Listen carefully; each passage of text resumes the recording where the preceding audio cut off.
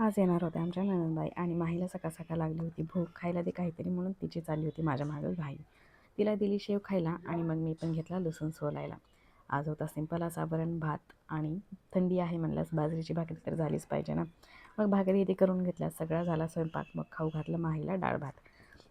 मग आली माहीची आत्या. मला काय आणलं हे बघायची माहीची झाली होती घाई. आत्याने आणली होती ज्वेलरी, ती पण मला देण्यासाठी. कमरपट्टा आणि चोकर घेतला मी ठेवून स्वतःसाठी.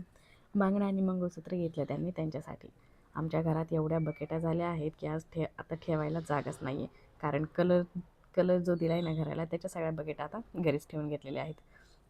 म्हणून नंदीला एक मोठी बकेट द्यायची होती, पण ती एकात एक जाऊन एवढी घट्ट बसली होती की आम्हाला ती निघालीच नाही. आमच्या माहीनं सुद्धा बकेट काढायचं ट्राय केलं, पण बकेटाला बाहेर यायची काही इच्छाच नव्हती. सगळेजण बकेट ओढून दमले. मग मी केला चहा आणि घेतलं बिस्किट. रात्री केली मटकीची भाजी, पाणी नव्हतं. मग खालून आणला एक हांडा पाणी आणि ठेवला जार भरून. तर आजच्या व्हिडिओमध्ये एवढंच. व्हिडिओ आवडल्यास व्हिडिओला लाईक करा, चॅनलला सबस्क्राईब करा. Bye bye.